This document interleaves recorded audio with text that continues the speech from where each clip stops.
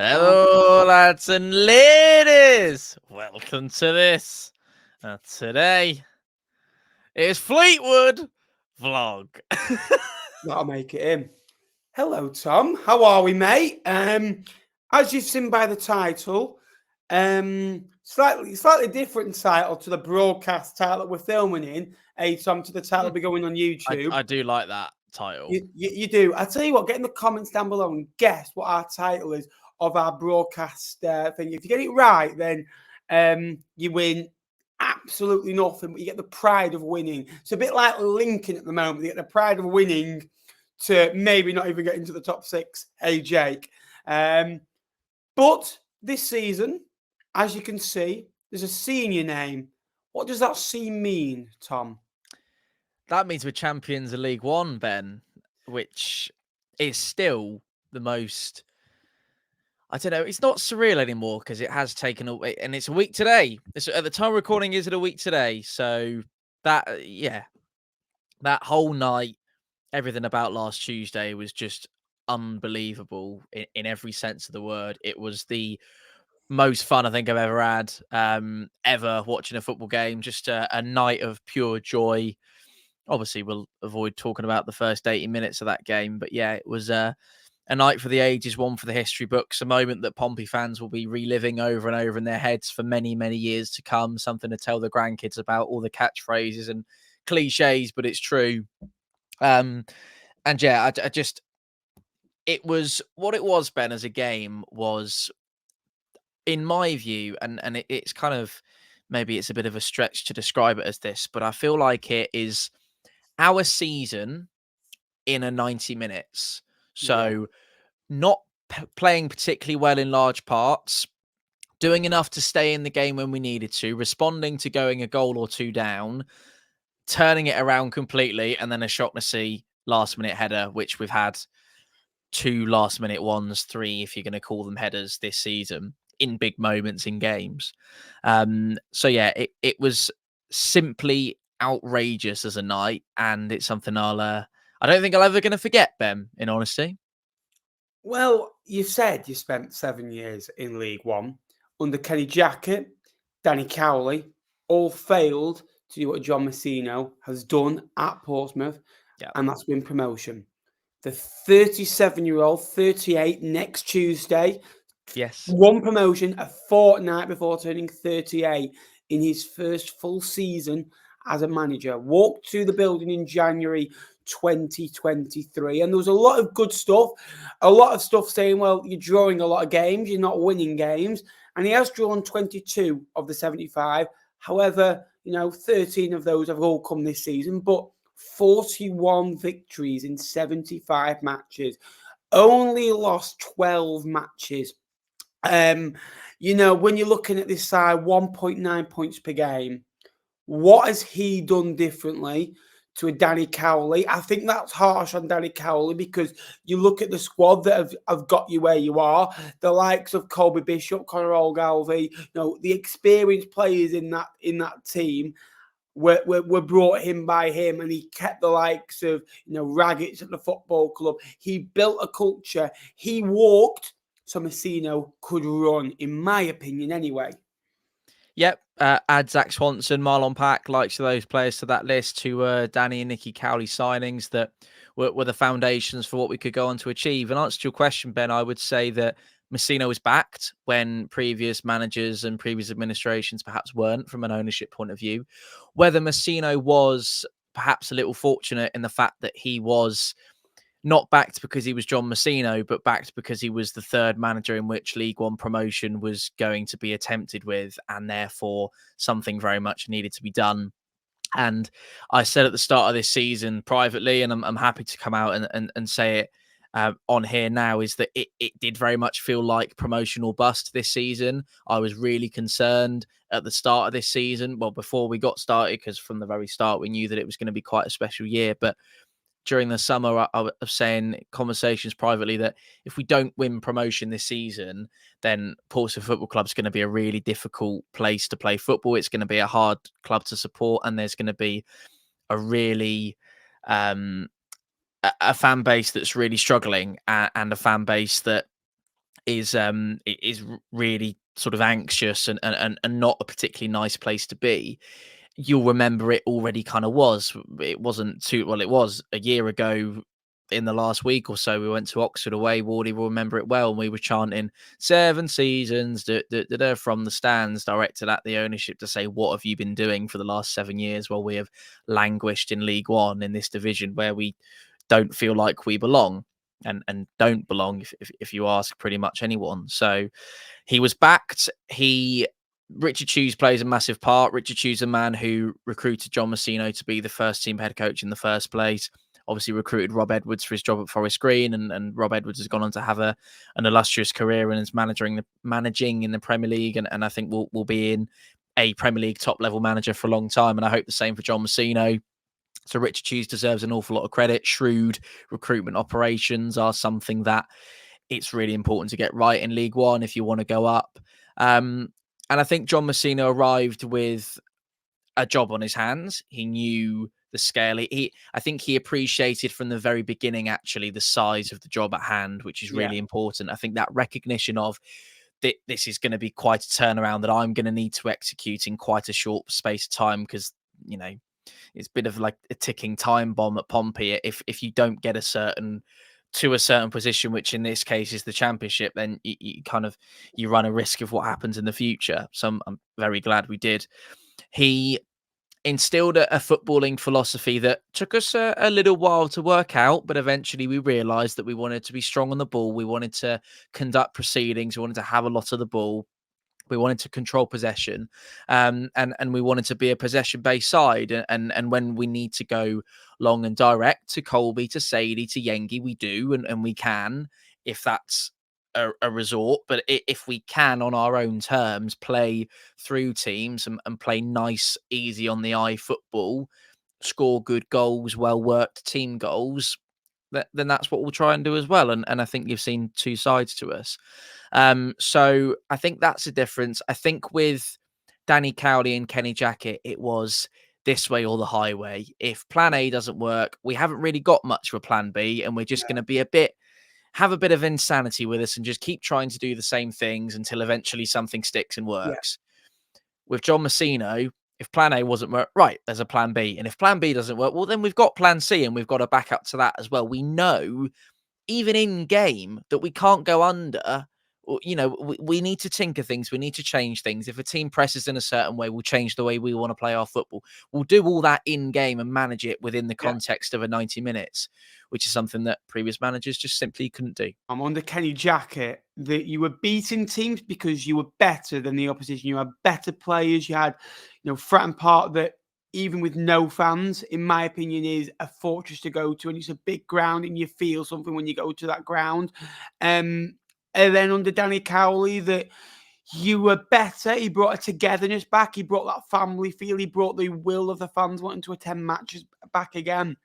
And I thought what he put on Twitter after the game was typical Danny Cowley, that he's been sacked from his role, but he still wants the best for a football club that he has been at, that he still remembers the supporters that supported him, like the likes of you, the likes of people that went every week. And, he left on good terms. And it wasn't like, people didn't want to sing Danny Cowley out because of the man he was and because he gave the belief back to Portsmouth fans. And, if Mousinho had come in after Jackett, I don't think you'd be where you are now. Danny Cowley literally pulled the jigsaw together in my eyes. He basically bought a jigsaw puzzle, put all the pieces out, put the corners out, and literally got until the last maybe 6 or 7 big pieces that Mousinho needed to fill. Still big pieces, don't get me wrong.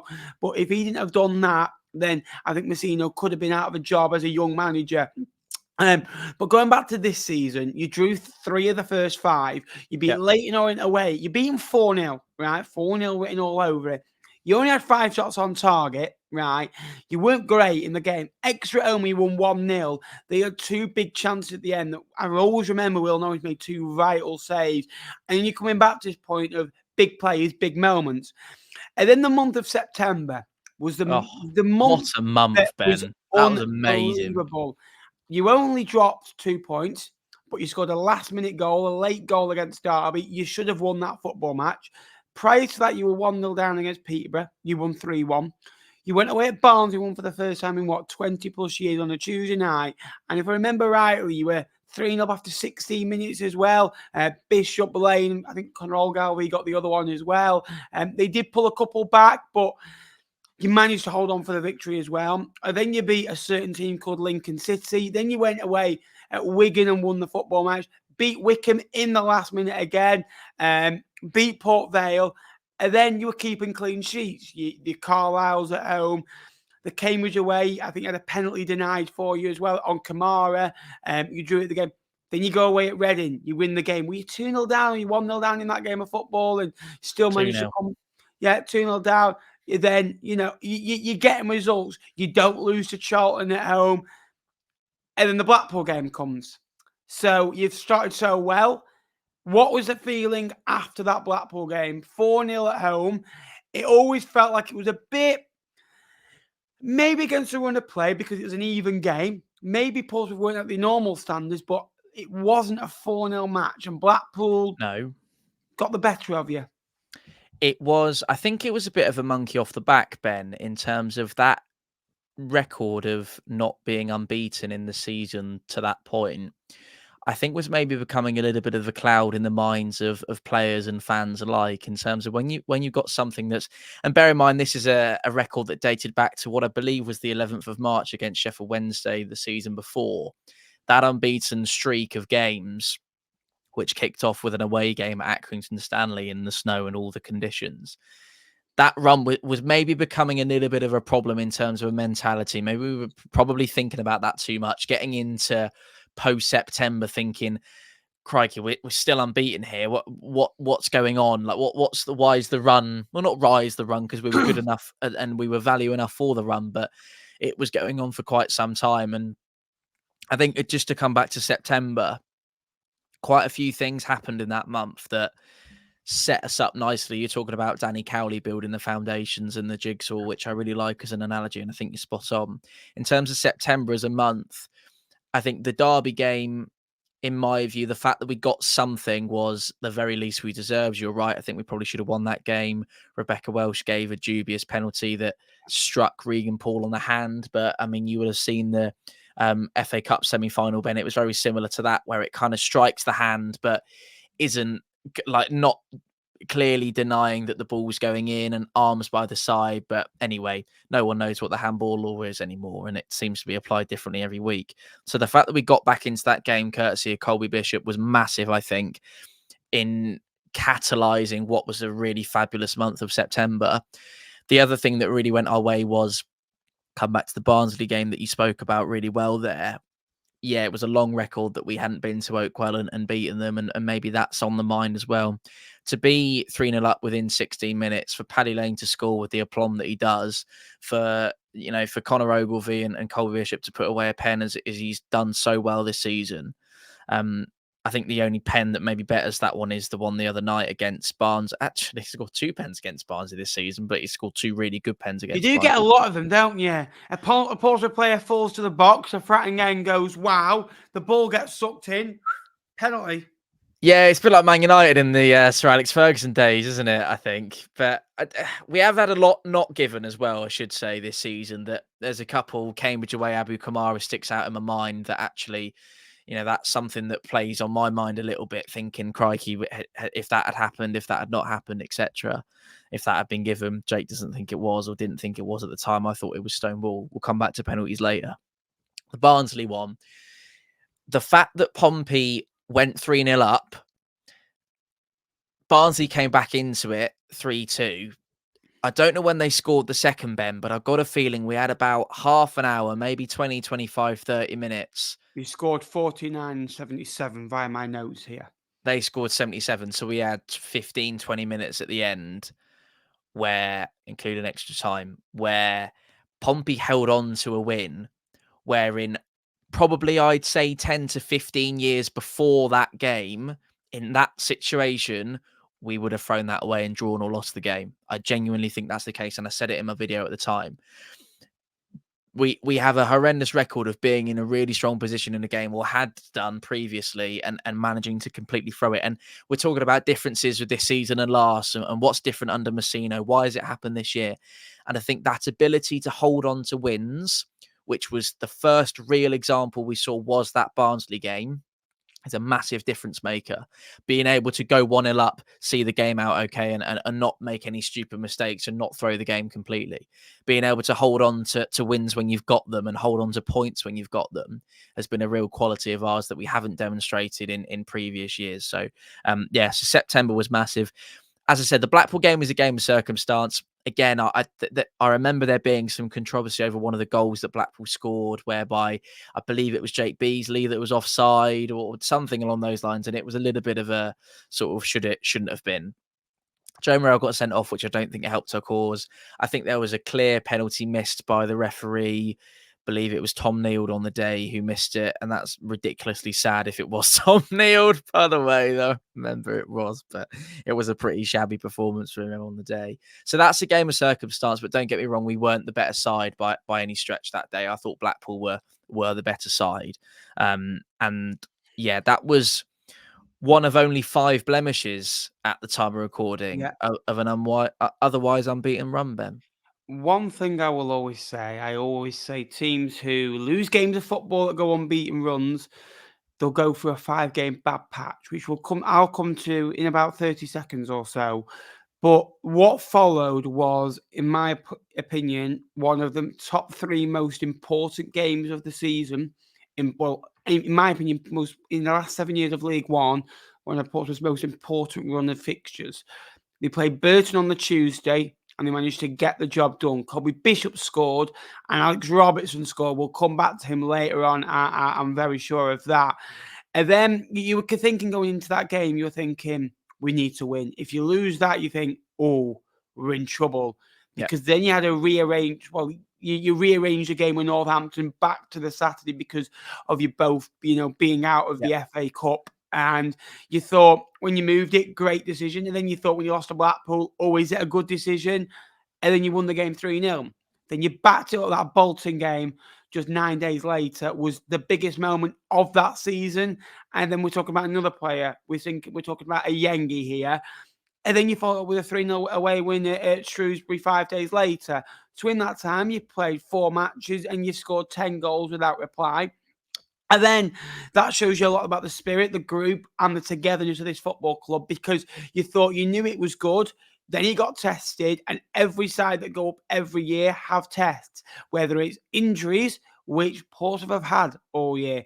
This is about the time that Regan Poole was out injured a little bit before this It run was it was the as Chesterfield game, well. yeah, the FA Yeah, Cup game. and then you're looking at later on in the season, your Alex Robertsons, you've had Marlon Pack, you've had Colby Bishop. Later on in the season, you've had a Joe Morrell, you've had Tom McIntyre. So many players, we could go through them all. But one thing I always say, every team goes on a 5-game bad run. I live and breathe off that in League One. Your bad blip, followed with a 1-1 draw at home to Fleetwood, where Fleetwood probably actually deserved a point on the day for in terms of chances created. Then you go away at Bristol Rovers on Boxing Day, and they score a 90 plus 4th minute winner against you. You managed to draw against Exeter in a pretty dull game on the Friday evening. You beat Stevenage at home on New Year's Day, and you think, right, that little bit of a bad Christmas spell, because you'd also lost 5-2 to Wimbledon in the EFL Cup, where you'd made loads of changes.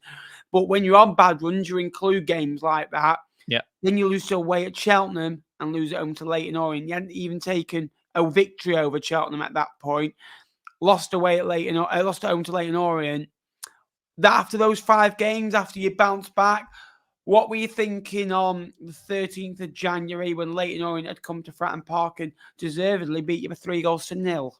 I was worried, Ben. I was worried. I remember saying it in my video on the day. I said that there is a real concern of mine that this kind of, at the time it felt like, well, this is now what happens, isn't it? We've read this script before. We've been in this situation where we've had a decent run up to Christmas, and then it's just completely dropped off. And actually, that Leyton Orient game is such a major turning point in this season. It is unbelievable. You're talking about the Burton game, which I'll briefly just go back to what you were saying, because I think for those 4 games, for 2-0 against Burton, 3-0 against Northampton, 2-0 against Bolton, and then 3-0 against Shrewsbury, to score those goals back to back in those games, keep clean sheets in every single one of them, and be free scoring is magnificent. And that was a really nice patch there where we got really ahead of steam.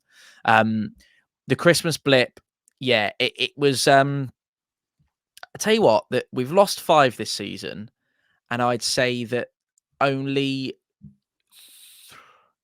I've just got to include Wigan over the weekend. I think 3 of them we lost fair and square, with a slight asterisk on the Blackpool one, with something that we spoke about earlier on with the offside and the red card, and that could have been different on another day.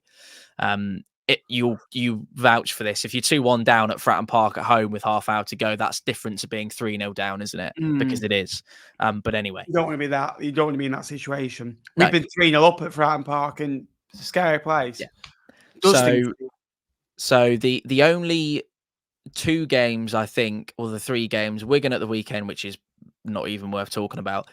That Leyton Orient game, we were well beaten, and we were beaten by the better side, and Leyton Orient taught us an absolute lesson that day. And probably it's one of the best things that could have happened to Pompey at that moment in that time, just because it was a real wake-up call. And everyone associated with Portsmouth Football Club went, Christ, that can't happen again. Yeah. You need to really sort yourselves out. And the reason I say only 3 out of the 5 is I think we were very unlucky with Simon Mather on the day, was the referee at Cheltenham away, where we had 2 decent shouts for penalties not given. And it was just, and not even the referee, but it was a moment of madness in the middle of the game.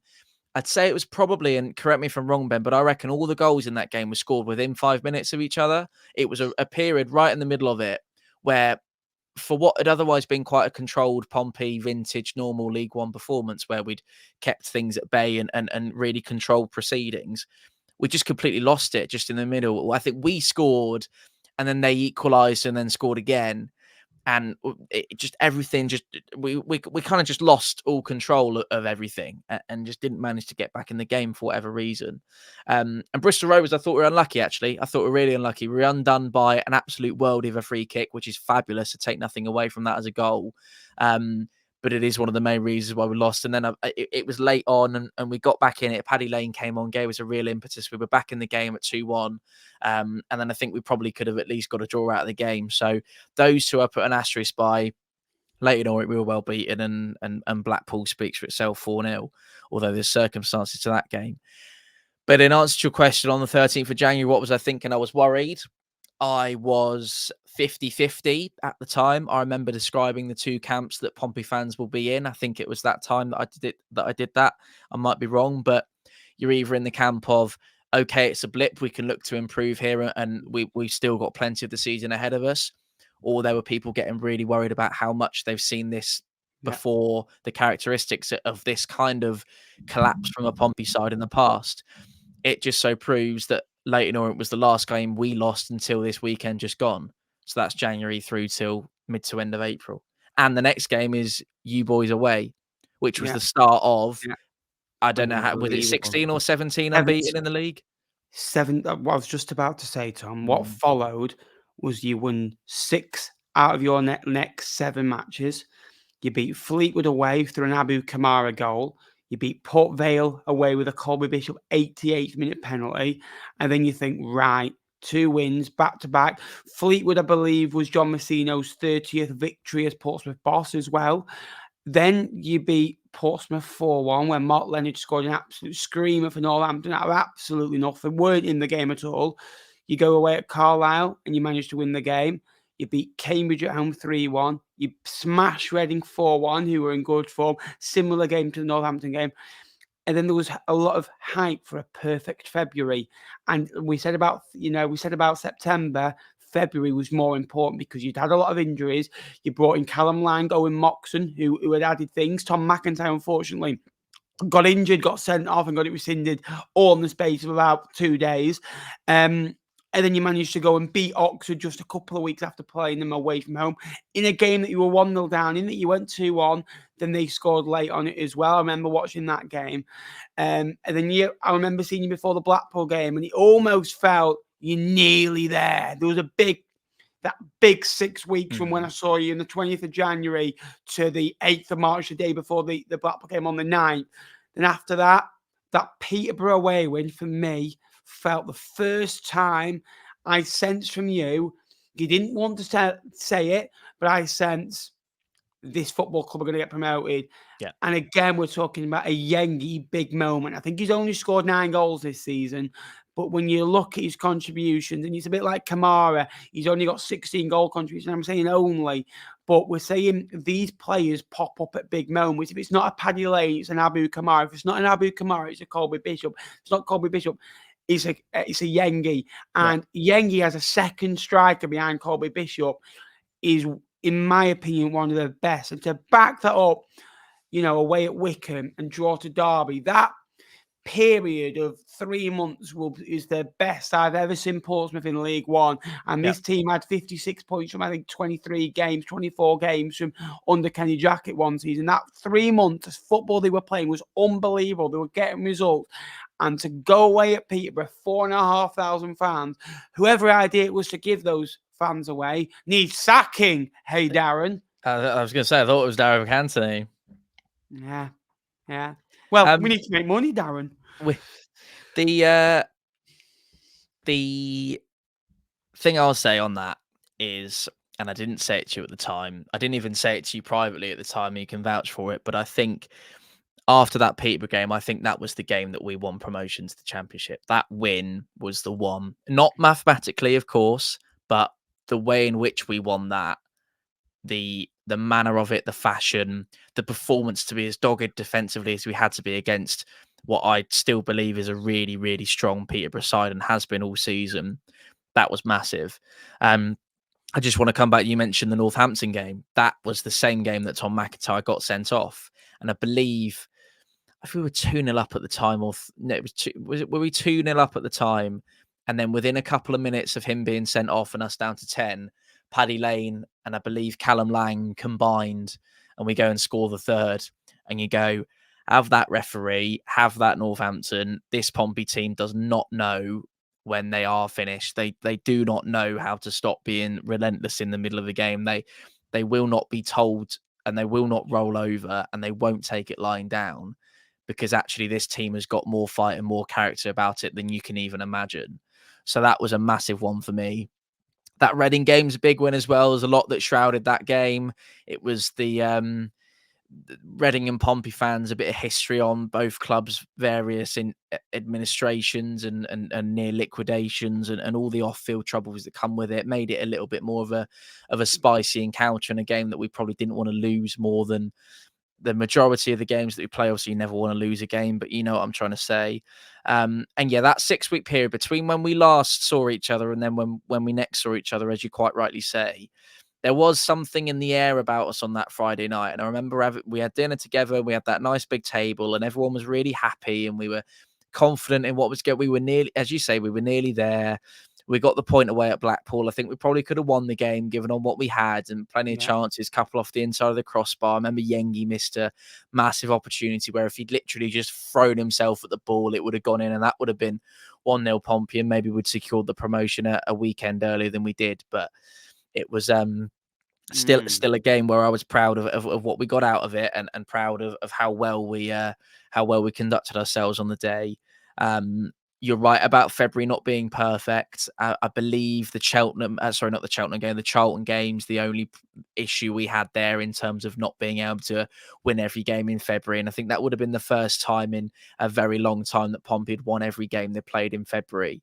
But again, I feel very similar about both Charlton and Blackpool in terms of away performances. Probably Charlton less so, because I think Charlton probably had a lot more of the game than Blackpool did in the game that we played against them. But I still thought it was a point rather than 2 dropped. And I remember on the day that we ended up being a point closer as a result of us also gaining a point. So that was fair dues. And then from that point onwards, Ben, we had the Burton win, Peterborough, as you mentioned, Good Friday Wycombe, I thought we were excellent. Derby again. Tight game, actually, that Derby one. I think probably the game this season of any League One side, not just Pompey related here, a game this season where you won't see two sets of fans and two sets of players and two clubs that will be as equally happy with the point as Pompey and Derby were both on that night, because Yeah. we knew it was a big game. The conditions were pretty atrocious for the majority of it. Owen Mox on Wonder Strike that was, again, we talk about little moments, don't we? Talk about big moments that are little moments in games. And that was such a huge moment for the next Massive. couple of weeks. That was a pull yourself out of the fire here, Pompey. Go on, go and make yourself a hero, Owen Mox. And that was a massive moment against a team that are more than likely to follow us up into the Championship. And I'm so glad we drew that game and didn't lose it. So that was big. And then we're pretty much in the territory there where you beat Shrewsbury, which ended up being a routine 3-1 zip, but in times wasn't quite as conclusive as it seems. Bolton was a step closer, and then we won it at Barnsley. And that has been pretty much the story of the season. When you look at the table from an outsider, Tom, you think you haven't lost a game against the top 10. 11th, Leyton Orient is the latest that you've lost to. Wycombe, home and away, you won both matches. Stevenage, you collected 4 points from. The 0-0 early in the season. I think you had a disallowed goal in the game, if I remember rightly, or there was something in the game where you could have won the game, but you didn't. And but you managed to get 4 points from, and we're still talking 2 points a game here. This is, you're on 94, 92 would be enough to get promoted. Like I always say, if you get 2 points a game. Blackpool, obviously, you were the team that you couldn't quite conquer or score against, but you have them in the season. Oxford, a lot of emotion going into that game because Joe Morel got injured as well, and Callum Lang made his debut. I think it was, and got a goal and an assist off the bench as well. Lincoln, you got on Saturday, as recording, you beat them. Regan Poole actually scored the winning goal, if I remember rightly, as well. Barnsley, home and away, both 3-2 victories. Peterborough, home and away, won both matches. Bolton, won at home, drew away. Derby, drew both games of football, and you're not allowing other teams to get points on you while you're getting points against the lower parts of the season. We've discussed your season and how you won it, right? Before we do go, there's a couple ones from me. I'm going to give you a player, and I want you to basically just give me a word or two, preferably one, on that specific player. I'm not going to give you every player in the squad. I'll start off with Will Norris. Won us plenty of games. Joe Rafferty. Solid right back. Sean Raggett. Most improved and now everyone's hero. Unsung hero, because he came in for, in my opinion, the best centre-half outside of the Championship, in Regan Now Poole. in the Championship, by the way. Now in the Championship, baby. Up the Mousinho's Boozy Blues. Not that I've got favourites or anything, but come on then. I love it when you do that. Connor Shaughnessy. Champions winner. Jack Sparks. Underrated.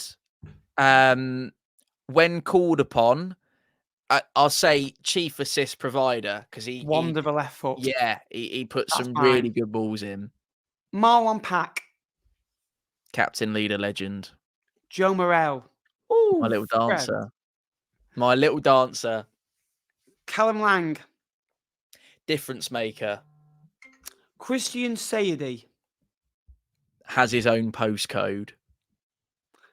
Alex Robertson, obviously not forgotten. Sign him up. He played half the games, to be fair. Colby Bishop. 20 goals a season, back to back. Cassini Yengi. Oh, how do I describe him in a few words? Little dancer. Yeah. I want to say something like difference maker, but I feel like I've already said that about someone. But there are loads of different difference makers. Probably Pompey's difference over other teams around them is Cassini Yengi. I don't think any other team around us competing for similar positions has a Cassini Yengi in them. Agree. I've got three more. Go on. Probably three of the most important ones. I'll save the best till last. Abu Kamara, Star boy. second to last. Paddy Lane. You thought I was going to be last, didn't you? Paddy Lane, I would say, and we spoke, and this is going to be a slightly longer answer, but between Abu Kamara and Paddy Lane, to have forwards rather than strikers is the difference, right? Colby Bishop, 20 goals last season. That was about it in terms of goal output. This season, there's what, 40, 50 goals between Yeah. Colby, Abu, Paddy, and Yeah. Yengi. Paddy's got 11. Abu's got 8. And Yengi's got 9. So what's 28 goals? And you think of the assists as And well. then plus I think, Colby, you got 50 in there, haven't you? Pretty yeah. much. And So then, with goal contributions, Kamara's got 10 assists. Lane's got, I think, 6 assists. It's, yeah. unbelievable, really, isn't it? Who's the last one? I think the best player in Portsmouth history, Flat Gavin. I tell you what, redemption story for him. I think Got an assist against Barnsley. he did. He got an assist against Peterborough as well. Yeah. That was it. I mean, Gavin White makes that Peterborough goal happen. Colby receives it from deep, plays it onto him, and he's getting a little tug of the shirt, and he plays that crossfield pass Yeah. to Yengi, doesn't he? And Yengi's in. So without Gavin White, that never happens. He came on against Wigan and did really well. He got an assist against Bolton as Mm. well. So in big moments, Gavin White has been a big player for Pompey this season. John Mousinho, last but not least. Simply exceptional as a man, nicest bloke, or one of the nicest people I've had the pleasure of meeting. I'm very lucky to have met him. One of the most intelligent people in football. I think so deserving of what he's achieved. I'm incredibly proud of him. To come in, people know of you, but not know exactly, not have an awful load of credentials to come with you. Everyone quite rightly turn around and go, who on earth's this guy? And then to do that with 2 games to spare, in his words, I don't know if you've seen the speech that he delivered, Ben, but my word, he Yeah. went, to win the effing league with 2 games to spare is effing unbelievable. And Mm. I think that You just reflects got to on him so stand much as up, well. don't you, and listen to him. Yeah, You you're so run through sucked brick in, you're walls for him. awestruck. And Ben, to be the manager of the team, and this would be a great way to close, to be the manager of the team, I think I want to get the headline right, but was it 12 operations, 10 long-term injuries, and 6 players Mm. having season-ending injuries? Yeah. To then win the league with 2 games to spare is an exceptional job. Yeah. Unbelievable. A and full credit, Portsmouth fans, in my opinion, I've been covering League One on this channel properly for 3 or 4 years. My football club have been in this division for 10 years.